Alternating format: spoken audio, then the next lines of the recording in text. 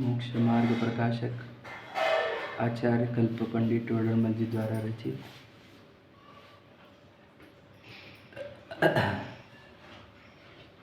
जैनी व्यक्ति मिथ्या दृष्टि कैसे रह जाता है, इस संबंध में प्रश्न उठाए हैं उन्होंने। पूरी दुनिया में सम्यक दृष्टि तो जैनी ही बन सकता है, और जैनी ही मिथ्या दृष्टि कैसे, समझे क्या नहीं? आप बोलेंगे जैनी ही क्यों सम्यक दृष्टि? क्योंकि वस्तु वितरागी है, राग रहित वस्तु है। तो राग रहित जिसके भगवान होंगे, जिसके गुरु होंगे, जिसकी जिनवानी होगी, वही वितरागी वस्तु को पकड़ पाए। इसलिए जैनी सम्यक दृष्टि हो सकते हैं। फिर सब जैनी होके मिथ्या दृष्टि कैसे रह गया कि राग जो है उसे ही पोस्ट कर रहा है। वस्तु राग रहित, भगवान जी भी राग रहित, मुनिराज भी राग रहित, जिनवानी भी राग रहित, और ये राग को पोषण कर रहा है जिनवानी के माध्यम से। राग के आड़ में मिथ्यात्व को भी पोषण कर रहा है। यही निश्चयाभासी होता है। धर्म किस लिए है? अपने अंदर सुधार प्रकट करने के लिए, स्वयं को सुधारने के लिए ही धर्म होता है। अब हम है आत्मा, आत्मा में 3 मुख्य गुण, श्रद्धा ज्ञान चारित्र। इन 3 गुणों की शुद्धि हुई तो धर्म है। वे 3 गुणों का अशुद्ध रह गए तो अधर्म है। पूजन पाठ से धर्म का कोई संबंध नहीं है। मैंने बताया था 10 लक्षण पर्व में भी कि उत्तम पूजन और उत्तम अभिषेक नाम के तो कोई 10 लक्षण पर्व है ही नहीं हमारे, समझे कि नहीं? क्षमा विनय, क्षमा मार्दो आर्जव, ऐसे धर्म है हमारे। कहना क्या है कि ये वो पूजन वगैरह ये जो धर्म के अंग नहीं है, समझे कि नहीं? ये व्यवहार से धर्म कहे जाते हैं, उसी की चर्चा करनी है हमारी, ठीक है? क्यों कहे जाते हैं वो भी समझेंगे हम। और कहना ये है कि हम ज्ञान श्रद्धान हमारा निर्मल हुआ। श्रद्धा निर्मल होना मतलब क्या कि जैसे वस्तु स्थिति है वैसा हम मानते हैं क्या, यानी जैसे रियलिटी है वैसा हम मानते हैं कि जैसे रियलिटी नहीं है, भ्रमक, ब्राह्मणता या भ्रम, उसको ही हम मानते हैं, तो श्रद्धा निर्मल नहीं है। विश्वास, बिलीफ जो है वो रॉन्ग बिलीफ्स है, समझे कि नहीं?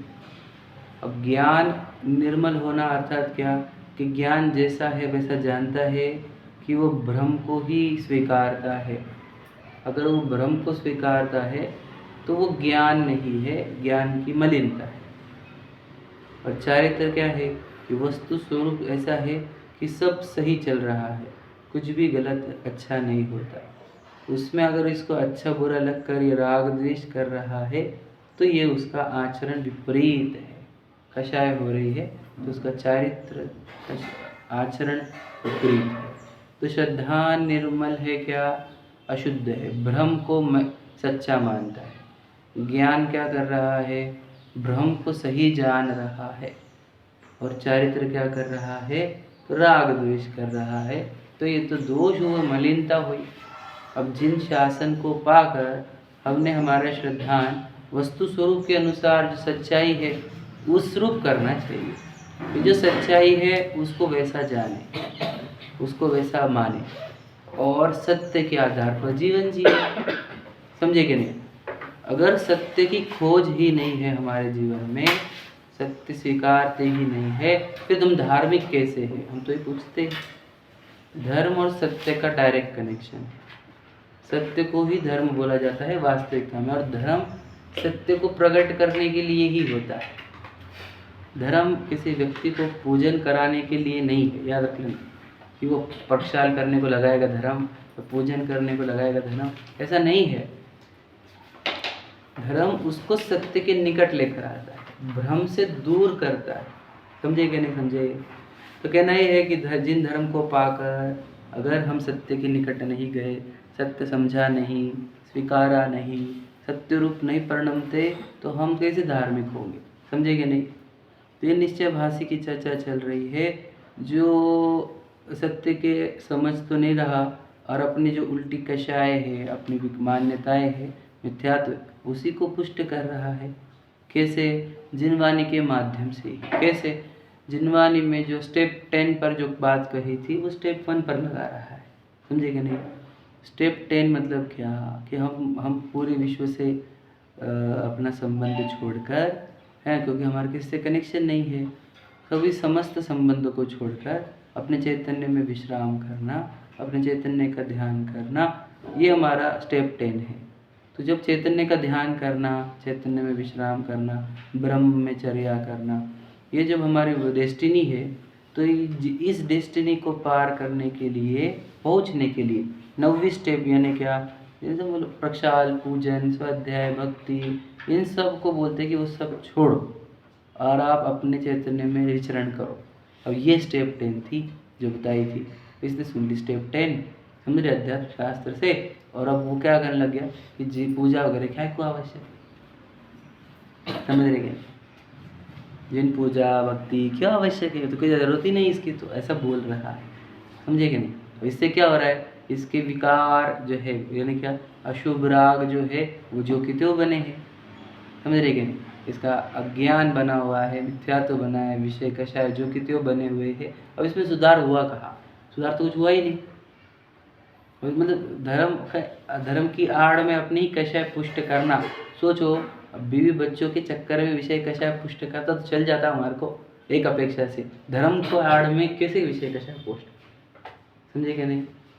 और धर्म तो विषय कषाय नष्ट कराता है, तो विषय कषाय के चक्कर में है, बताओ है कि नहीं? तो कहना ये है कि ये हमारा धर्म तो अनमोल है, समस्त विकार को नष्ट कराता है, तो विकार ही पुष्ट कर रहा है जिनवाणी से, इसलिए वो पढ़ते हैं अपन। चलो आइए, कल हमने स्टार्ट की थी, अब आगे बढ़ते हैं। 205 पेज नंबर है। तथा वह पूजनादि कार्य को शुभाश्रव जानकर हेय मानता है। समझ रहे? ये आरोप भी लगते हैं कि आप पूजन आदि को हेय बोलते हो। भैया हमने स्टेप 10 पर कहा था, समझे कि नहीं? हमने स्टेप 1 पे नहीं कहा है, याद रख लेना। समझे कि नहीं? कि हे मतलब क्या, कि वो छोड़कर तू आत्मा में लग जा, तब कहा था। लेकिन हे तो हम पहले स्टेप पर ही बोलते कि ये धर्म नहीं है, ये धर्म के निकट आने का साधन है। समझे कि नहीं? और अगर अभी जो पंडित जी आए थे अपने राजेंद्र जी, उन्होंने कहा था कि ये पाप से दूर होने का साधन है। समझे कि नहीं? पाप से बचने के लिए जिन साधनों का प्रयोग किया जाता है वे धर्म नहीं है, वे बस पाप से दूर होने के साधन है, ऐसा कहा था, है कि नहीं?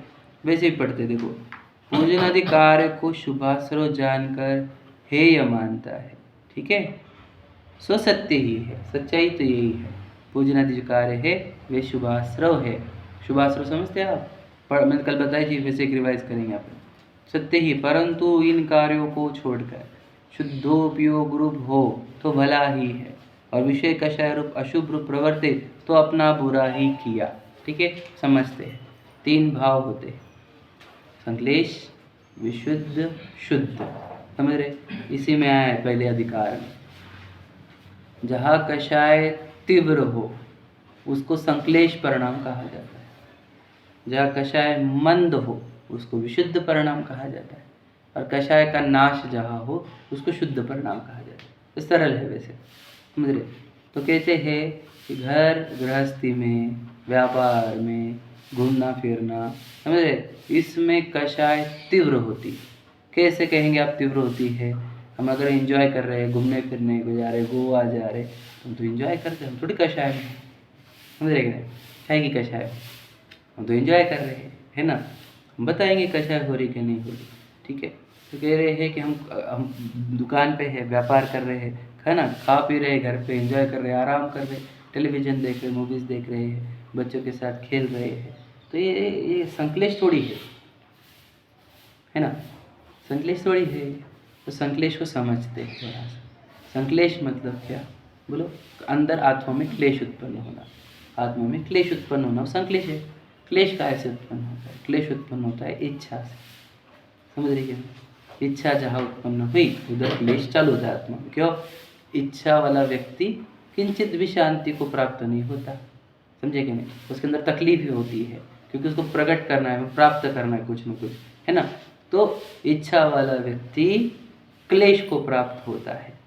तो इच्छा घर पे काहे की इच्छा होती है? तो घर पे हम तो कहते हैं कब इच्छा नहीं होती, ये बताओ कि भोजन करो, फिर फैन लगाओ, फिर एसी लगाओ, है ना, फिर इधर बैठ जाओ, सो जाओ, लेट जाओ, इससे बात करो, उधर जाओ, है ना, घूमने को गए तो भी ये खाओ, वो पहनो, उधर देखो, इधर जाना है, उधर जाना है, क्या है ये?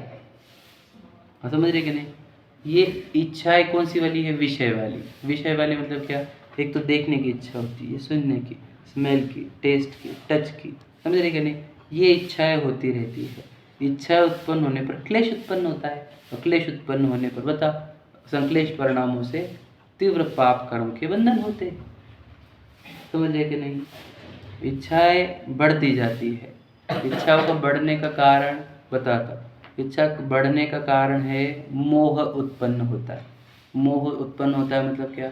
चैतन्य वस्तु हो उसका विस्मरण हो जाता है, और मैं देह हूँ इस बात का भ्रम हो जाता है। हम घर में रहते हैं तो हमारे को देह हूँ इस बात का भ्रम हो जाता है। इस भ्रम को ही मोह कहा जाता है। इस मोह के कारण तो हमको लगता है मुझे फैन की ज़रूरत है, मुझे पत्नी की ज़रूरत है, मुझे बच्चों की ज़रूरत है, मुझे पैसों की ज़रूरत है, मुझे समझ रहे संयोगों की ज़रूरत है, मुझे घूमने फिरने की ज़रूरत है। अब ऐसी इच्छाएं इसकी डेवलप होती है, समझ रहे कि नहीं? तो मुझे टेस्ट करना है, मुझे टच करना है, मुझे स्मेल करना है, ये वाली इच्छा डेवलप होगी। ये इच्छाएं काहे की? इंद्रियों की। और किस आयत मतलब क्या? उसका बुरा करना है, खुद को ऊंचा दिखाना है ना, छल कपट करना है और प्राप्त करना है, ऐसी इच्छा होती है। इस इच्छाओं का कारण क्या है? मोह। तो घर गृहस्थी आदि में मोह पुष्ट होता है। मोह, समझ रहे कि नहीं? वहाँ पर भ्रम ये क्रिएट होता है कि मैं विशरीर हूँ, विशाल हूँ, है ना, वो क्योंकि मेरे को विशाल बोलते हैं सब लोग, बेटा बोलते हैं, कोई पति बोलता है, कोई पापा बोलते हैं, तो वहाँ पे मोह की पुष्टता होती है। मोह पुष्ट होने पर कैसा मतलब समझे? मोह पुष्ट होने पर इच्छाएं पुष्ट होती है, इच्छा बढ़ने पर क्लेश होता है, इसलिए वो तो दुखदायी कार्य है। आत्मा की अपेक्षा से वो घर गृहस्थी दुखदायी है। वहाँ पर हम निश्चिंत बैठते हैं क्या? हमको चिंताएं होती है, निरंतर कुछ करना होता है ना, पीड़ा होती है। अरे समझ रहे कि नहीं?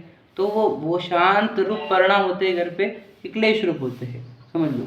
अब बोलेंगे नहीं हम आराम से बैठे, आराम से बैठे, फिर फैन क्यों चाहिए, फिर गद्दा क्यों चाहिए, है कि नहीं? फिर थोड़ी देर बाद मोबाइल क्यों चाहिए, फिर मोबाइल हुआ तो फिर उसमें से अलग अलग ऐप क्यों चाहिए, आप समझ रहे? ये क्यों चाहिए? तो ये संक्लेश है, ये हम समझते नहीं है, इसीलिए हमारे, समझ रहे कि नहीं, हम कैलकुलेशंस उल्टे ले लेते हैं। तो घर गृहस्थी में जो जीव रहेगा उसको कषाय कैसी रहेंगी? तीव्र रहेगी, क्योंकि इच्छाएं तीव्र हो रही है। इच्छा तीव्र क्यों हो रही है? मोह में आ गया है, स्वयं को देह मानता है, और इस मोह के कारण उसको इच्छा जन्मती है। इच्छा जन्मने से उसको तीव्र कर्म बंधन होते, समझ रहे हैं? अंदर क्लेशित होगा, विकार रूप होगा। याद रखना, क्लेश हो रहा मतलब क्या? इच्छा हुई है इसलिए क्लेश हुआ है। इच्छा होने से क्या होता है? हम स्वयं पुद्गलों को मांग रहे हैं, मिट्टी मांग रहे हैं, और मिट्टी मांग रहे हैं तो मिट्टी बंधेगी, कर्म बंधेंगे, फिर कर्म बंधन होगी तो उसके दंड क्या होगा? मिट्टी मांगी मिट्टी मिलेगी, समझ रहे कि नहीं? दुर्गतियाँ होगी, समझ रहे कि नहीं समझ रहे? बात समझो। तो पहले ये कंसेप्ट समझ लो कि घर गृहस्थी आदि में, व्यापार आदि में, घूमना फिरना आदि, वे संक्लेश रूप परिणाम होते हैं, वो कषाय रूप परिणाम होते हैं, जिससे कर्म बंधन होते हैं हमारे, समझे कि नहीं? वो घर गृहस्थी व्यापार हमारे को नहीं कराता क्लेश, हम उसमें मूर्छित हो जाते हैं कि ये सब मेरा है, हम मोहित होते हैं, उससे इच्छाएं होती है और उससे कर्म बंधन होते हैं। बोल। चतुर्थ गुण स्थानवर्ती जो घर में रहते हैं तो उनके परिणाम संकट में बन जाएंगे। चतुर्थ गुण स्थानवर्ती घर में रहते ही नहीं, वो चैतन्य में रहते हैं। क्योंकि वो घर में रहते हैं। नहीं, घर में नहीं रहते वो हाँ, तो वो बोले तो नहीं नहीं नहीं नहीं नहीं नहीं नहीं, वो कुछ नहीं, वो एक ही बात है बस, वो चैतन्य में रहते। वो अगर चैतन्य में नहीं रहते तो चतुर्थ गुण स्थानवर्ती नहीं कहते ना हम उनको। मतलब संकलेश परिणाम नहीं, उनको इसी का परिणाम पकड़ा जाए। वेद ज्ञान निरंतर बहता है उनको, तो परिणाम इसी पे पकड़े जाएंगे। फिर वेद ज्ञान हो गया, सब खत्म हो गया, टेंशन ही मत लो आप बाकी का। उनको चैतन्य भिन्न दिखने लग गया, देह भिन्न दिखने लग गई। अब जो हो रहा है वो नाटिका है उनके सामने। याद रखना, पुद्गल नाटक रूप नाच रहा है और राग भी नाटक रूप नाच रहा है, सबको देखने वाले, सबको जाननहार, समझे कि नहीं? जान लियो संसार, कुछ भय ना रे, समझे कि नहीं? कुछ भय भी ना रे और कुछ इच्छा भी ना रे, हमको कोई इच्छा ना रहे, समझ रहे क्या? जान लियो संसार किसकी इच्छा का है? पुद्गलों की, मिट्टी की। तो क्या हो रहा है? जो हो रहा है पूर्व कर्म की नाटिका चल रही है मिट्टी की, तो देख रहे हो उसमें कोई इच्छा नहीं, कोई भय नहीं, नो ग्रीड नो फेयर, समझे कि नहीं? तो ये है। तो मिथ्या दृष्टि घर में रहता है तो वो भी वेद ज्ञान कर लेगा, तो हम उसको मिथ्या दृष्टि क्यों बोलते? हम उसको सम्यक दृष्टि बोलते। मिथ्या दृष्टि क्या करेगा घर में बता? मोह करेगा तो इच्छा होगी संकलिश परिणाम, उससे तीव्र पाप के बंधन होंगे। समझ गए कि पहली बात समझ, ये कंसेप्ट अगर आप पक्के रहते हैं फिर मैं सेकंड कंसेप्ट पे जाऊँ। फिर उनके भाव होते रहते तो उसको उसी करना। हाँ, राग रूप याद रखना, वो जानते कि मैं चैतन्य हूँ, उनको वो भाव भी आए घर में, इच्छा रूप राग रूप, ठीक है? राग उनको घूमने फिरने के भाव होते ही हो सकते हैं, उनको याद रखना, उनका अलग रहता है। क्यों? क्योंकि वो उन्होंने क्या कर दिया है, थोड़ा इधर सरक जाओ यार, फिर उनको भी टच नहीं होगा, थोड़ा इधर। हाँ, उनको ये भाव आ गए तो याद रखना, उनको वे विभाव रूप जो है वे इच्छा रूप नहीं होते। जैसे कैसे इच्छा नहीं होती, मतलब क्या? वो अनंत अनुबंधी वाला नहीं रहता है, वो अप्रत्याख्यान वाला रहता है, तो इसलिए वो तीव्र नहीं होता, मंद ही होता। समझे क्या नहीं? इस अपेक्षा से कहे है कि उनको कम होता है। समझे क्या नहीं? भेद ज्ञान चलता है, उनको राग भी आया समझ लो घूमने का, तो उस राग का ज्ञान होता है, राग का राग नहीं होता। ठीक है? तो यहाँ तक संश्लेष परिणाम समझे गया। तो हम घर में क्या कर रहे हैं? अगर आप जिनवानी की अपेक्षा से, सर्वज्ञ भगवान की अपेक्षा से देखो तो तड़प रहे हैं, जिसको हम रेस्ट मानते हैं, जिसको हम एंजॉयमेंट मानते हैं, वस्तु स्वरूप से तड़प रहे हैं। समझे कि नहीं समझे? तो वहाँ पर हमारे को परिणाम कौन से हो रहे? संश्लेष हो रहे, कर्म बंधन क्या हो रहे? तीव्र हो रहे। याद रखना, अब हम तीव्र कर्म बंधन कर रहे हैं, हमको लग रहा है क्या वहाँ पर? नहीं लग रहा हमारा, अब तो हम तो बस बढ़िया है हमारा। समझे कि नहीं? तो जिसको अभी यही कैलकुलेशन नहीं आती, समझो, विचार करो कि घर में रहकर कुछ अपराध नहीं लग रहा है ना, कोई अपराध बोध ही नहीं है, और लग रहा है कि यही मेरा घर है। अब समझ लो, अब वो खुद का घर खोजेगा क्यों? अगर ये घर में रेस्ट मिल रहा है हमारे को, तो सच्चा घर खोजता ही नहीं ना वो। इसीलिए तो अनंत काल से हम अपने घर में गए नहीं है। अब आज भी वही गलती कर लेंगे तो समझ लो कि यही घर को अपना घर मान लेंगे, तो हम अपने घर में कब जाएंगे? फिर कब तक रेंटेड घर में रहेंगे? तो इस घर में जो ओन्ड है ऐसा लग रहा है हमारे को, वो भी रेंटेड है भैया। वो नाम ही रेंटेड है जिसके नाम पे रजिस्ट्री। समझे कि नहीं? कहाँ प्रॉपर्टी की बात है, वो नाम ही रेंटेड है। समझ रहे कि कैसे? Owned property, not owned. समझ रहे कि नहीं? टेम्पररी है वो। अब समझ लो उसमें अब उसमें ही हम परमानेंसी वाली फीलिंग लाएंगे, है ना? तो हम कब खोजेंगे परमानेंट होम हमारा? समझ रहे क्या? तो घर में अगर हम लगे हुए हैं, घर से हमारे से छूटता नहीं है, समझ लेना हम पिंजरे में बंद रहे। समझ रहे? भावना तीव्र ये होनी चाहिए कब हमारा घर छूटे। जो ये नहीं चल रहा तो समझ लो हम पढ़ नहीं रहे जिनवानी बात, एकदम सच्ची बात बता रहा हूँ। घर से छूटने की भावना ही नहीं हमारी। अरे ऐसा लगे कि कब मेरा पिंड छूटे। समझे कि नहीं? पिंड हम खुद ही नहीं छुड़ाना चाह रहे। किस बात का प्रतीक है? यही कि जिनवानी नहीं पढ़ी, समझी नहीं, जीवन में सत्य उतरा नहीं। समझे क्या नहीं? भ्रम अच्छा लग रहा है, यही बात है। समझ गए? तो संश्लेष परिणाम समझा दिया। अब विशुद्ध परिणाम बताते हैं कि यदि हम घर को छोड़कर जिनेंद्र भगवान के निकट आए, जिनेंद्र भगवान जो साक्षात वीतरागता को दिखाते हैं, उनकी मुद्रा वीतरागता को दिखाती है, जो समस्त विषयों से रहित हुए हैं, कषायों से रहित हुए हैं, अशुभ राग से रहित हुए हैं, शुभ राग से रहित हुए हैं। समझे कि नहीं? समस्त परिग्रह से रहित है, ऐसे जिनेंद्र भगवान के निकट हम आए। समझ रहे? उनसे हमने यही सीखा कि ये राग द्वेष अच्छी चीज़ नहीं, संयोग अपने है नहीं, सब टेम्पररी है। इसलिए उनकी नग्न दिगंबर मुद्रा और उनकी वो शांत मुद्रा हमारे को ये संदेश देती है कि कुछ अपना नहीं है। राग द्वेष करना कर्म बंधन का कारण है। अपने वस्तु, अपने चैतन्य में, अपने घर में जाओ, ये संदेश मिलता है।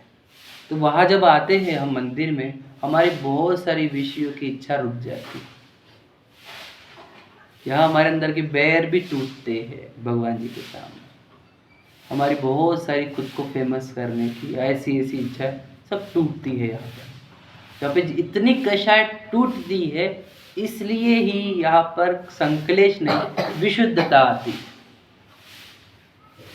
ये विशुद्धि का स्थान है जिन मंदिर, समझे क्या नहीं? यहाँ पर अगर कषाय नहीं टूट रही है तो हम मिसयूज कर रहे हैं मंदिर जी को, समझे क्या नहीं? यहाँ पे तो कषाय टूटनी चाहिए, विशुद्धि जनरेट होनी चाहिए, समझे क्या नहीं? समझे?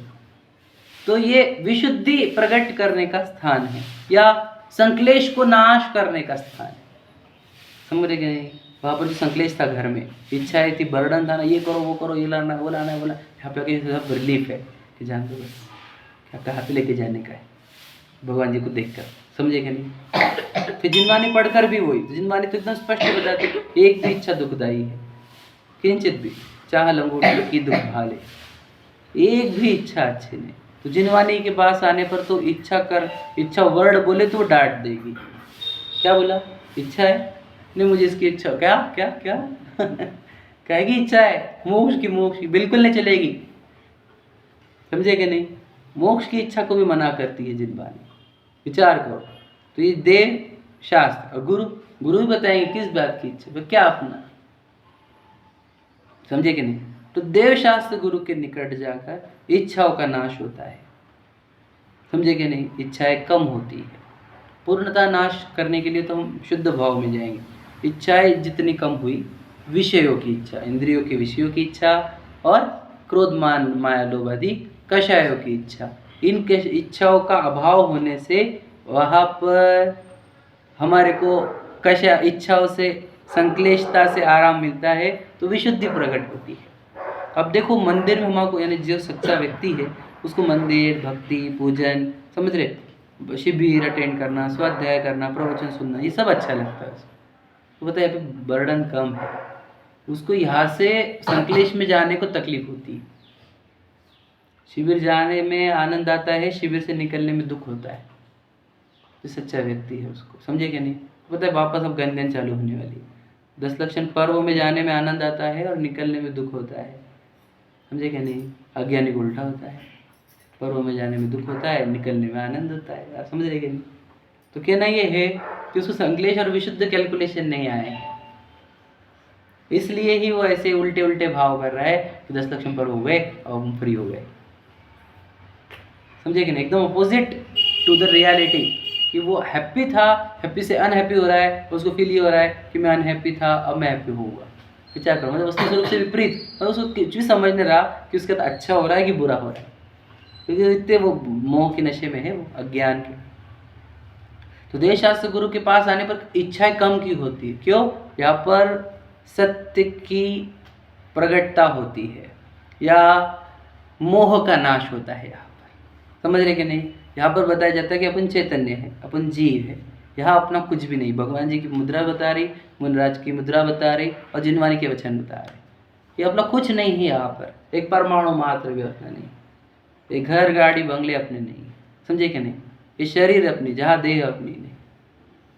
तो ये जब बता देते हमारे को बताते कि अपना अपने एक अकेला चैतन्य वस्तु है, अकेला अनंत काल से घूम रहा है, यहाँ पे इच्छा जितनी करेगा उतने कर्म के बंधन होंगे, फिर उसे और दंड मिलेगा। तो यहाँ पर मोह का अभाव होता है, मोह क्षय होता है यहाँ पर, समझ रहे कि नहीं? इसलिए ये स्थान में मोह का अभाव होता है। देवशास्त्र गुरु, समझ रहे? या ये सभी जैन समझ लो, अपने जितने भी प्रक्रिया है उनमें कषाय, इच्छाएं, मोह कम होता है, इसलिए इच्छाएं और कषाय कम होती है। सत्य के निकट जाते हैं ना हम। आप घर पे क्या लगता है कि हम साथ साथ है ना, यहाँ पे क्या बोला जाता है, हम आपके एक तो यहाँ पर हम आपके कौन बोल रहे हैं? ये सच है कि हम साथ साथ है, वो सच है, विचार करो, है कि नहीं? तो यहाँ सच्चाई बोली जाती है, इसलिए मोह का नाश होता है, रियलिटी में आते हैं, ट्रुथ के निकट आते हैं, सच्चाई के। तो ये स्थान मोह का नाश करता है, इसलिए इच्छाएं कम होती है, कषाय कम होती है, इससे कर्म बंधन कम होते हैं, कर्म बंधन कम होते हैं। इसका अर्थ क्या कि वो पाप वाले बंधेंगे नहीं, पुण्य बंधे होंगे, पुण्य आश्रव होगा। जो वर्ड है यहाँ पे देखो, शुभ आश्रव का, पुण्य आश्रव का। फिर यहाँ पे स्वर्ग आदि गतियाँ बंधेगी, है ना, ऊंचे ऊंचे गतियाँ बंधेगी। क्यों? क्योंकि हम कषाय कम करते, इच्छाएं कम करते हैं। तो यहाँ पर होगा काम, समझे, देव शास्त्र गुरु के निकट, छठ आवश्यकताओं के पालन में एग्जाम्पल, ठीक है। यानी इच्छाएं कम होनी चाहिए, मोह कम होना चाहिए, तब शुभ आश्रव होगा। ध्यान से सुन लेना, मोह वाले व्यक्ति को, जिसको बहुत इच्छाएं है, उसको शुभ आश्रव होता नहीं। यानी जैसे कि मैं शरीर हूँ, मैं चाहता हूँ मेरे परिवार की वृद्धि हो, और मैं उसके लिए कुछ अनुष्ठान कर रहा हूँ देवशास्त्र गुरु का, है ना, विधान वगैरह, दान वगैरह, तो उससे कोई पुण्य आश्रव होता ही नहीं, शुभ आश्रव नहीं होता, उससे पाप बंधन होता है। अब किसी बातें कर रहे हैं, हाँ क्यों? इच्छा सहित है, मोह सहित है, मोह सहित है, इच्छा सहित है, पाप आश्रव होता है, पाप का आश्रय होता है, अशुभ कर्म बनते। बेसिक समझ लेना आप, बेस्ट है चैप्टर, मतलब ये संकलेश विशुद्ध समझने के लिए। संकलेश विशुद्धि किस बेस पर है बताओ? मोह का कम, मोह का अभाव होना, कम होना, और कषायों का कम होना, इसको विशुद्धि कही जाती है। समझ रहे कि नहीं? और संकलेश मतलब क्या? मोह बढ़ना, इच्छाएं बढ़ना, क्लेश बढ़ना, समझ रहे कि नहीं? विषय कषाय बढ़ना, ये संकलेश है, समझे? तो ये संकलेश विशुद्धि, संकलेशता से पापाश्रव, विशुद्धि से पुण्याश्रव। अब यहाँ पर हम आए हैं देवशास्त्र गुरु के निकट, तो उन्होंने बताया क्या? उन्होंने चैतन्य की ओर इशारा किया। भगवान जी तो साक्षात चैतन्य को ही दिखाते, मुनिराज चैतन्य का ही ध्यान करते, और जिनवानी चैतन्य को दर्शाने के लिए ही है। और जब हम चैतन्य को समझते कि मैं हूँ कौन, हु एम आई, समझ रहे हम, मैं चैतन्य वस्तु हूँ, तो मैं चैतन्य वस्तु हूँ। अगर चैतन्य वस्तु को राग द्वेष करना शोभा नहीं देता। चैतन्य वस्तु चेतना रूप परिणमन करे, जानने देखने रूप। वो जानने देखने रूप जब रहता है, जिस समय वो जानने देखने रूप रहता है, उस समय वो शुद्ध भाव रूप रहता है। उस शुद्ध भाव में न पुण्य का आश्रय होता है, न पाप का आश्रय होता है। उस शुद्ध भाव में पूर्व कर्मों का संवर होता है और निर्जरा होती है। नए कर्म बनते नहीं और पुराने कर्म की निर्जरा होती है उस शुद्ध भाव से। और उस शुद्ध भाव में हम अंतर मुहूर्त तक टिक गए तो केवल ज्ञान प्रकट हो जाता है। घातीय कर्म नाश होते हैं, है ना। और फिर उसमें घातीय कर्म नाश हो गए तो कुछ काल बाद अघातीय नाश होते हैं और मोक्ष की प्राप्ति होती है। शुद्ध भाव, समझ रहे?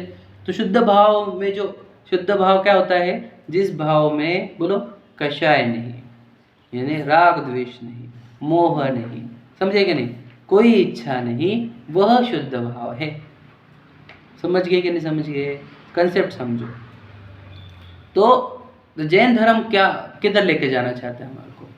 संकलेश भाव की ओर, विशुद्ध भाव की ओर, कि शुद्ध भाव की ओर? बात समझेगा नहीं, एकदम बेसिक है। वो हमारे को वो मिड में क्यों छोड़ेगा? वो सुप्रीम धर्म है तो सुप्रीम ही बातें करेगा। वो शुद्ध भाव की ओर लेकर जाना चाहता है हमारे। ये काहे के लिए है? कि हम शुद्ध भाव के अंदर संस्थापन हो जाए। समझ रहे? धरत्योत्तमे सुखे, है ना, उत्तम सुख में धारण कराता है, उसी को धर्म कहा जाता है। रत्नकन शावकाचार्य में गए, समझ रहे कि नहीं? कि जो उत्तम स्थान, मतलब क्या, उत्तम भाव प्रकट कराए हमारे, सर्वोत्तम भाव कौन से? शुद्ध भाव, शुद्ध भाव, शुद्ध भाव को जो प्रकट कराए वो धर्म है। समझे क्या नहीं? शुद्ध भाव नहीं हो रहे हैं तो हम धर्म में नहीं है, आप समझ लीजिए। अब धर्म कौन सा भाव है? शुद्ध भाव ही धर्म है। क्यों? क्योंकि ज्ञान दर्शन रूप रह रहे हैं। ज्ञान दर्शन वस्तु का स्वभाव है और वह चैतन्य वस्तु का स्वभाव, तो ज्ञान दर्शन ही वास्तविक धर्म है, ओरिजिनल धर्म। ज्ञान दर्शन रूप परिणमना, ये ओरिजिनल धर्म है। वो पूजन पाठ वाले वो धर्म नहीं है, उसके ऊपर धर्म का आरोप आया है। समझे क्या नहीं? ज्ञान दर्शन रूप परिणमना, जानने देखने रूप परिणमना, यह होता है धर्म। और इसमें हिंसा राग द्वेष नहीं होने से इसको ही अहिंसा परम धर्म कहा है। समझो बात को, है ना? गहराई है लेकिन इंपॉर्टेंट है। तो ज्ञान दर्शन रूप परिणमना, जानने देखने रूप रहना। क्योंकि हम क्या कर सकते? हम वैसे भी कुछ नहीं कर सकते। छह द्रव्य परिणम रहे हैं, पुद्गल रूप परिणम रहा है। पुद्गलों में जो परिणमन हुआ है पूर्व कर्म के निमित्त से हो रहा है। मेरी पर्याय जो हो रही है वो भी अपनी योग्यता से हो रही है। हमारे पास और कुछ ऑप्शन नहीं है रादर देन जानो देखो। अब जानना देखना छोड़ के राग द्वेष करोगे, उससे बदलेगा तो कुछ नहीं, तकलीफें होगी बस। समझ रहे क्या नहीं? तो आप जानने देखने रूप रहो, वही तो भगवान जी का उपदेश है। बताओ, मुख्य उपदेश वही है कि जानो देखो, आप आनंदित रहो अपनी वस्तु में। समझ रहे क्या नहीं? तो जानने देखने रूप अगर हम नहीं रह रहे हैं, समझ रहे, तो हम राग द्वेष रूप हो रहे हैं। अब हम क्या करें? तो जानने देखने रूप रहो। तो जानने देखने रूप हो नहीं रहा, हमारे को राग हो रहा है, राग हो रहा है क्या? अभी भी इच्छा हो रही है क्या? समझ रहे क्या नहीं? तो एक काम कर, देवशास्त्र गुरु की इच्छा कर। ये है इंपॉर्टेंट पॉइंट, समझे कि नहीं? मैं आपको बता रहा हूँ, ये हमें धर्म के मर्म में कवर किया है पॉइंट। क्या? इच्छा का अभाव करना ही धर्म है। लेकिन इच्छा हो ही रही हमारे, हो रही क्या? तो एक काम, भगवान जी वाली, देवशास्त्र गुरु वाली इच्छा है कर। कैसी बातें कर रहे, इच्छा करने को क्यों बोल रहे हैं? हम तो बोले नहीं करने को, हम तो बोले खत्म कर, तो बोल रहे हो ही रही, तो हमने बोला कि ये वाली इच्छा है कर। समझे कि नहीं समझे? देवशास्त्र देखना ही है, देवशास्त्र गुरु को देखो, सुनना ही है, देवशास्त्र गुरु को सुनो। समझे कि नहीं? जाना ही नहीं कहीं पे घूमने का, देवशास्त्र गुरु के पास जाओ। समझे कि नहीं बैठ पा रहे ना ध्यान में, इच्छा हो रही ना किसी को देखने की, जा बात करने की, छोड़ तत्व चर्चा कर। समझे कि नहीं? इच्छाएं हो ही रही तो ये वाली इच्छाएं करो, शुभ आसन, जिसको ये कहा विशुद्ध में रहे। समझे कि नहीं? अब तू ये छोड़कर अगर संकलेश में जा रहा है तो कितना बड़ा, बताओ कितना बड़ा अपराध कर रहा है। समझे कि नहीं? अब वो निश्चयवासी क्या कर रहा है, वो ये बोल रहा है कि पूजन आदि तो है ही है। फिर हम पूछते तो कर क्या रहा है? तो विषयों में है, कषायों में है। तो सोचो संकलेश भाव में रह रहा है, फिर बोल रहा है कि पूजन आदि है। तो कुछ का समझता है कि नहीं? कुछ जब तक समय दर्शन नहीं होता तब तक तो ये भी जो पूजन वगैरह करना है वो विशुद्ध भाव नहीं पकड़े जाएंगे। वैसे तो भी सही है ये बात, समझे कि नहीं? कि सम्यक दर्शन के बाद ही विशुद्धि आती है। फिर भी समझे कि नहीं? घर से कंपेयर किया जाए तो मंदिर में ही आपको इच्छाएं कम होगी। यहाँ पे हम निस्सही में ही सब इच्छाओं को लॉक कर देते हैं। और यहाँ पे भगवान जी से भावना यही बात है कि हम आपके जैसे बने। हम यहाँ पर कोई इच्छा, डिमांड, विश लिस्ट लेकर नहीं आए। एटलीस्ट जैनिज्म में अलाउड ही नहीं है कि आप इच्छाएं विश लिस्ट लेकर आओ। समझे कि नहीं? जो विश लिस्ट लेकर आता है हम उनको कहते हैं कि आप भक्त नहीं हो। आप कौन हो? समझे कि नहीं? क्या कि भक्त भैया तो कुछ और, कोई और चीज़ का भक्त है, ये देंगे इसके लिए यहाँ आया है। समझे कि नहीं? हमको पता है तू काहे के लिए आया है। समझे कि नहीं? तू कोई नहीं बोलते, भगवान जी से कोई लेन देन नहीं है। किसी ने बोला भगवान जी से मिलता है तो तू भगवान जी के पास आ गया। समझे कि नहीं? अगर कोई तो और कोई जगह बोलता तो वहाँ चला जाता।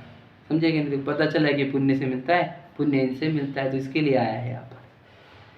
समझे क्या? तो ये तो कोई विश लिस्ट लेकर आता है तो वो धार्मिक व्यक्ति ही नहीं है, याद रखना। वो तो भगवान जी का भक्त भी नहीं है, वो तो क्लियर अपने अपने पोषण कर रहा है, ठीक है नहीं? यहाँ पर तो इच्छा का अभाव करने के लिए जो आता है, याद रखना, इच्छा पूर्ति के लिए नहीं, इच्छा के अभाव के लिए जो आएगा वो सही तरीके से मंदिर में आया। समझे कि नहीं? भगवान जी से प्रेरणा लेकर हम इच्छा का अभाव कर रहे हैं तो हम सब भगवान जी से कुछ सीख रहे हैं, तो हमने दर्शन किए हैं। याद रखना, हमने हमारा कोई इच्छा नहीं है, लेकिन जो है वो अच्छा बना रहे। अनुकूलताओं की इच्छा भी इच्छा ही होती है। प्रतिकूलताएं दूर हो जाए, ये इच्छा भी इच्छा ही होती है। समझे कि नहीं? मैं राग द्वेष रूप ना हो ये भाव लेकर आओ, मैं इच्छा रूप ना हो जाओ ये भाव हो जाओ, ये भाव से आओ। याद रखना, हम इच्छा के अभाव करने की प्रैक्टिस करते करते जितनी इच्छाओं का, राग द्वेष का अभाव करेंगे उतने विशुद्ध और शुद्ध बनेंगे, और फिर उससे हमारे को कर्म बंधन की प्रक्रिया से बाहर आने का मौका मिलेगा। समझ रहे ना भैया? हम क्या कर रहे हैं? हम कर्म की प्रक्रिया से बाहर आ रहे हैं कि कर्म की प्रक्रिया में और उलझ रहे हैं? विचार करो। उलझते जा रहे हैं कर्मों की प्रक्रिया में, है ना? तो उससे निकालने वाली जिनवानी, और जिनवानी का दुरुपयोग हो रहा है। पढ़ो क्या लिखा है? शुभोपयोग से स्वर्गाधिक हो, अथवा भली वासना से या भले निमित्त से कर्म की स्थिति अनुभाग घट जाए तो सम्यक्त्वादिक की प्राप्ति भी हो जाए। समझे कि नहीं? बात समझ रहे कि नहीं? क्या? अगर आप शुद्धोपयोग में नहीं हो, शुभोपयोग में हो, तो स्वर्गाधिक हो जाएंगे आपको। समझ रहे? देवगति की प्राप्ति होगी। और अगर वहाँ पर देवगति में जाकर अगर आप गए पंचमेरु नंदीश्वर दर्शन को, है ना, आपको ऐसे लोग मिले आसपास में जो मंदिर जाते हैं अकृत में, और उनके साथ अगर आप गए वहाँ पर, तो आपको क्या होगा? तो कह रहे हैं कर्म की स्थिति अनुभाग भी घट सकते हैं, क्योंकि आप देवशास्त्र गुरु के निकट जाओगे, सम्यक्त्व की प्राप्ति भी होगी। क्यों? क्योंकि वहाँ के जो 108 फीट वाले, जो 108 इंच वाले जो प्रतिमा है, उनको देखते ही सम्यक्त्व हो जाता है। ऐसा तो लिखा है पूजन में भी, समझ रहे कि नहीं? वैन नहीं कहे लखी होत सम्यक धरा, समझ रहे था? उनको देखने से ही सम्यक्त हो जाएगा। तो आपको भी सम्यक्त होने के चांसेस है यदि आप शुभाश्रम में हो, कि भूल होनहार अच्छी हो, कर्म के अनुभाग घट गए, तो समझ लेना आपको भी सम्यक्त प्राप्त हो सकता है। तो यहाँ पर तो स्कोप है, शुभोपयोग में तो स्कोप है, कुछ तो भला हो सकता है। अशुभ उपयोग में अब तो जहाँ जाएगा वहाँ पे भगवान का भव भी नहीं रहेगा, समझे कि नहीं? भ क्या कहे हम, अ भी नहीं रहेगा क्यों? अक्षर भी नहीं रहेंगे, है ना? तो वहाँ अब कैसे सम्यक्त होगा? प्रश्न ये है मेरा कि अशुभ उपयोग से बंध कर जो फल आते हैं, दरिद्रता, रोगी, निंदा, है ना, और परिवार के छूट जाना, कोई व्यक्ति मर जाना, है ना, और जो बुरे बुरे प्रसंग होते हैं, वे प्रसंग किसको अच्छे लगते हैं? किसी को अच्छे लगते हैं क्या? नहीं। गरीबी, भूख, ये किसको अच्छा लगता है? किसी को नहीं। जिससे ये मिलता है वो अच्छा लगता है कि नहीं?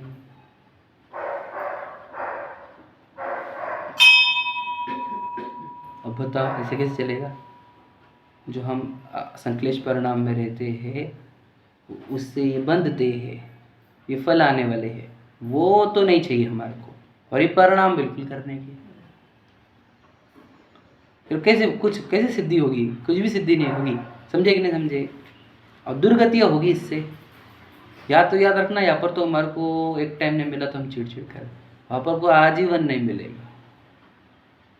याद रखना, मैं तो इतना गहराई से देखा कि ये इतना, अगर हम मनुष्य को छोड़े, हम जिनमानी पढ़ने वालों को समझेंगे, तो प्रत्येक जीव के अंदर एक ही एनर्जी चल रही है, सर्वाइवल इंस्टिंक्ट। बस जैसे तैसे मैं जीवित रह जाऊं। तो प्राणी, पेड़ पौधे, पंछी, ये सब क्या कर रहे हैं? बस खाने को मिल गया, बस दैट्स इट। बस जैसे तैसे सर्वाइवल हो जाए, है ना? और जिनके सर्वाइवल ही, समझ रहे कि नहीं, सर्वाइवल ही जीवन हो जाएगा जहाँ पर हम चले जाएंगे। क्या हम सत्य को छुपाएंगे क्या? आज हमारे को सर्वाइवल वाला इशू ही नहीं है। कौन कराए? पुण्य के उदय ने करके रखा कि सर्वाइवल इशू नहीं है। देखो पूरा आजीवन मिल जाएगा, देखो रोग भी नहीं देंगे, देखो कोई अड़ाएगा भी नहीं। अब क्या करना चाहिए हमने? गोवा, है ना? अभी तो अच्छा अवसर मिला तो गोवा करो, क्वारंटाइन करो, दुबई करो, है क्या नहीं?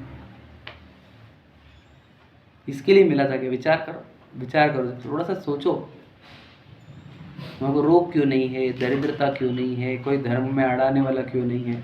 किसने लाया है ये? किसने लाया है ये? पुण्य ने लाया है हमारे, खाए के लिए मिला। और हम कर क्या रहे हैं आज? विचार करो, किसने लाया है? कुछ तो पुण्य पाप की कैलकुलेशन तो समझ में आना चाहिए, क्योंकि कैलकुलेशन नहीं समझते, बेसिक समझ रहे ना? इतने सोचो, हमारे को अगर आज समझ लो आजीविका का इशू होता तो हम यहाँ पे बैठे हुए नहीं रहते, कोई भी नहीं बैठा रहते। आप वो भी आजीविका कुछ कर रहे, भैया खाने को डाले है, काय का सुनने का, समझे कि नहीं? तो वो तो इशू है ही नहीं हमारे को, तभी तो बैठ पाए हैं हम। विचार करो जरा, है कि नहीं? तो इतने हमारे को सुविधाएं किसने ला के दी? हम पूछते हैं ना भाई, आप समझते नहीं कैलकुलेशन बहुत बड़ी। मैं आपको एक एग्जांपल देता हूँ। हमने हमारे को, हम मनुष्य में जा रहे थे, तो समझ लेना हमारे जो हित चिंतक है उसने बोला कि जा रहा है मनुष्य में, ले 100 करोड़ रुपए लेके जा, एग्जाम्पल ना, तो वो जीवन भर लगेंगे। तो हम बोले कि क्या लेके जाऊँ? बोले जो कुछ, जो 100 करोड़ में जो लेने का है वो ले, और वो फैसिलिटी लेके जा, ठीक है? हम बोले ठीक है। हम खरीदने को गए कि क्या क्या मिल रहा है मनुष्य में, है ना? तो वो हम खरीदने गए, तो हमने बोला कि सबसे अच्छी चीज़ क्या मिल सकती है मनुष्य में, है ना? अब सोचो, वहाँ पे लगे वाला है फ्लिपकार्ट, ठीक है? तो आप कौन सी चीज़ पहले खरीदोगे? मनुष्य में जा रहे हो ना, फैसिलिटीज़ लेके जाओ, है ना। तो सबसे पहली चीज़ क्या खरीदोगे? क्या क्या वही तो पूछ रहे हैं, मनुष्य में जा रहे हैं ना हम, क्या खरीद के जाओगे? हाँ, सपना की चीजें, ऐसा नहीं, चीज़ें, वस्तु, हाँ, अच्छे परिणाम, भोजन, ठीक है। तो बोलते जाओ, बोलते बोलते फटाफट बोलो, टाइम खत्म हो रहा है। रोटी कपड़ा मकान, ठीक है। और बोलो, और बोलो, और बोलो, है कि कोई नया आंसर? याद रखना, हमारे पास लिस्ट आई थी, सच्चाई बता रहा सबके, हम सबकी, भला क्या, अगर ये सच्चाई होंगी नहीं तो मुझे बता देना आप। तो हमने देखा कि सबसे महंगी चीज़ क्या है यहाँ पर, या सबसे अच्छी चीज़ क्या है, तो हमने देखा जैन धर्म। और प्राइस देख लो तो कितनी है इसकी, 99 करोड़ है उसकी प्राइस। सुन में सबसे बेस्ट तो जैन धर्म है, मुक्ति मिलती है यहाँ पर, है ना, कर्मों से मुक्ति मिलती है। तो हमने 99 करोड़ तो हमने जैनिज्म में खर्च कर दी, जैन बने हम। अब 1 करोड़ में घर, गाड़ी, बंगले, ये परिवार वगैरह, समझ रहे। अब हम यहाँ पर आए सब फैसिलिटी लेके, अब महंगी चीज़ कौन सी लेके आए थे हम? जैन। उसके लिए टाइम कितना हमारे पास, बाकी टाइम का के लिए ये 99 और 1 कैलकुलेशन समझ रहे। अरे हमको जो पता ही, ये सबके साथ हुआ है, हम सबके साथ, सच्चाई बता रहा हूँ आपको। हमने हमारे पुण्य का मैक्सिमम पार्ट जैनिज्म लाने में खर्च किया है, सच बता रहा हूँ, एकदम सच्चाई है। और ये सब चीज़ें तो एकदम सुलभ है, एकदम बताएंगे, धन कन कंचन राज सभी सुलभ। वो तो 1 करोड़ भी बहुत बोल दिया मैंने, उसमें सब आ जाता है, ये निरोक्ता, ये वो समझ में। अब ये सब क्यों लाया था निरोक्ता वगैरह वो, कि 99 करोड़ को सेटिस्फाई कर पाए, सार्थक कर पाए। अब हम ये 1 करोड़ के चक्कर में 99 करोड़ को छोड़, ये मिला है ना, एंजॉय कर, गोवा घूमो, समझ रहे। विचार करो, इस चीज का दंड कितना मिलेगा, बहुत बड़ा दंड मिलेगा। ये बिल्कुल याद रखना, प्रकृति किसी को माफ नहीं करती, किसी को ही। यहाँ पे माफी नाम की चीज ही नहीं है, अपराध है, दंड है, बस सीधा सीधा कंसेप्ट है। आप अपराध में कमी नहीं कर रहे हो, दंड में कमी क्यों होगी? किस बात का डिस्काउंट मिलेगा? अपराध में डिस्काउंट करो आप, दंड में डिस्काउंट मिलेगा, समझ रहे। तो हमारे जीवन, हमने इतने फैसिलिटीज हाउ हमने खरीद के लाई थी पुण्य से हमारे, कि हम निरोगता खरीद के लाई है, हमने परिवार खरीद के लाया है, जिनवानी खरीद के लाई है, जिन मंदिर खरीद के लाया है, याद रखना। और आज हम उनसे ही दूर जा रहे हैं जो महंगी महंगी चीज़ें हम लेकर आए, समझे कि नहीं, हम उससे ही दूर जा रहे हैं। तो क्या होगा हमारा, विचार करो। तो ये पुण्य पाप की कैलकुलेशन, ठीक है। और अशुभ उपयोग से नरक निगोद आदि हो, अथवा बुरी वासना से, बुरी निमित्त से कर्म की स्थिति अनुभाग बढ़ जाए, तो सम्यक्त्वाधिक महादुर्लभ हो जाए, फिर तो भैया खत्म हो गया। याद रखना, अगर हमने यहाँ पर 99 करोड़ को सेटिस्फाइड नहीं किया, सार्थक नहीं किया, तो याद रखना अब तो खत्म, तेरे पास 100 करोड़ के तेरे को फुटी कौड़ी देंगे नहीं। 100 करोड़ किसने दिए थे? हमने पुण्य संचय करके 100 करोड़ कमाए थे, उसमें हमने 99 करोड़ जैनिज्म में खर्च करे, क्योंकि हमारे पास प्रॉपर्टी थी उतनी। अभी प्रॉपर्टी का हम कर क्या रहे हैं? तो 99, देखो हम जब जैनिज्म में नहीं लग रहे तो 99 करोड़ तो खर्च हो गए, और 1 करोड़ में हम कहाँ खर्च कर रहे हैं आपको पता ही है। अब फुटी कौड़ी बची नहीं, नंगे हो गया। अब क्या करोगे? अब तेरे पास है नहीं, तो याद रखना निगोद में जाना पड़ेगा, जहाँ पे पुण्य एक कण भी नहीं मिलेगा तुझे। पुण्य को देख के कण भी नहीं, याद रखना, पूरा वाइप आउट करके आए ना, तू पूरे खत्म करके आए हैं। अब क्या बने, बता, कुछ नहीं होगा। तो पुण्य पाप की कैलकुलेशन देखो कि यदि हम शुभ आश्रय यानी देश शास्त्र गुरु के निकट नहीं है, तो याद रखना, पूर्ण याद रखना, फिर हम विषयों में है, इच्छाओं में है, कषाय में, मोह में है, चैतन्य का विस्मरण है। इससे बहुत कर्म का बंधन होता है, दुर्गतियाँ होती है। देश शास्त्र गुरु के निकट है तो हम मोह से रहित होते हैं, कषाय से रहित होते हैं, इच्छाओं से रहित होते हैं, समझ रहे कि नहीं। तो क्या होता है, विशुद्ध परिणाम होता है। तो शुभ आश्रय होकर बहुत पुण्य का संचय होता है, साधारण नहीं, सातिशय पुण्य का संचय होता है। साधारण पुण्य बहुत साधारण होता है, सातिशय मतलब दुनिया से गजब का, समझे कि नहीं? तो उस अतिशय पुण्य, और वो जिनेंद्र भगवान देव शास्त्र गुरु से अगर हम प्रेरणा लेकर चैतन्य में याद रखना, ज्ञान गए चैतन्य को और चैतन्य में रम गए तो शुद्ध भाव से तो समस्त कर्मों की निर्जरा होती है और सब मुक्ति मिलती है, ये जन्म मरण की ही मुक्ति। अब हमारे को शुद्ध भाव प्रकट करना है, इसलिए शुभाश्रव को हे कहा था, समझे कि नहीं? कि आप स्टेप चढ़ो, शुद्ध भाव में स्थिर हो जाओ, शुभोपयोग को भी छोड़ो, ऐसा शुभाश्रव को भी छोड़ो। ऐसा जो जिनवानी के वचन थे, इसका दुरुपयोग करके कोई व्यक्ति शुभाश्रव को हे कह रहा है और अशुभाश्रव में रहता है, उस जीव को ही निश्चयवासी कहते हैं। तो कौन यहाँ पे निश्चयवासी?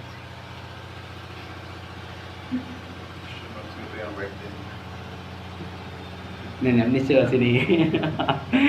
हम बोल रहे हैं ना, बताओ हम अगर हम मंदिर पूजन देव शास्त्र गुरु के निकट नहीं है तो क्या कर रहे हैं हम? निश्चयवासी जैसी ही फीलिंग है हमारी। सोने की बेड़ी क्यों बोला गया थे? बेड़ी थे ना, तो बंधन ही थे ना। बंधन फिर ऐसे मन में आता कि याद रखना किस एंगल से कहा, मुक्ति के एंगल से, समझे कि नहीं? मुक्ति के एंगल से कहा, समझे कि नहीं? ऐसा याद रखना। आप बोलेंगे कि हमारे को स्वर्ग नहीं चाहिए, हमारे को संक्लेश कम करना था, हम उसके लिए आए थे यहाँ पर। हमने खुद के क्लेश कम करने के लिए आए हैं। हमको कोई हमको इंद्रादिक पद नहीं चाहिए, लेकिन विषयन में ना ही लूट, हमको इंद्र पद की प्राप्ति नहीं, वो सहज मिल जाता, क्या पता हमें कैसे, हम तो बांधते भी नहीं। हम तो अपने क्लेश कम करने के लिए आए थे यहाँ पर। एक तो क्लेश कम करने को, मोह कम करने को और सत्य के निकट जाने को, हम इसके लिए आए थे यहाँ पर। वो शुभाश्रव अपने आप बंद गए, हम क्या करें? हम तो बिल्कुल डिजायर करके नहीं आए थे यहाँ पर। इसके लिए इसको शुभ को धर्म मानते थे। ये दुनिया वो व्यवहारवादी का चैप्टर है, वो आगे आएगा। पहले तो आप समझो कि हमारे को करना क्या है, हम आए क्यों है देव शास्त्र गुरु के निकट? मोह का नाश करने के लिए, सत्य के निकट आने के लिए और संक्लेश से बचने के लिए, समझे कि नहीं? अगर हम ये उद्देश्य हमारे पास नहीं है तीन, समझे कि नहीं, तो हम क्या कर रहे हैं? हम भगवान जी के पास क्या क्यों जाते हैं? ये अच्छा हो जाए, वो अच्छा हो जाए, ये बुरा ना हो जाए, तो संक्लेश ही लेकर आया है मंदिर में। क्या विशुद्धि होगी और कैसे फिर शुद्ध भाव में जाएंगे?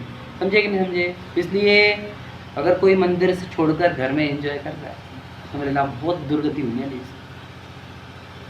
अब तो इसको कोई भला नहीं कर सकता, समझे कि नहीं? इतनी महंगी चीज़ लेकर आया था तो कहाँ खर्च कर रहा है बेचारा, ठीक है नहीं? चलो अपन बाकी की चर्चा कल करेंगे। सहजानंदी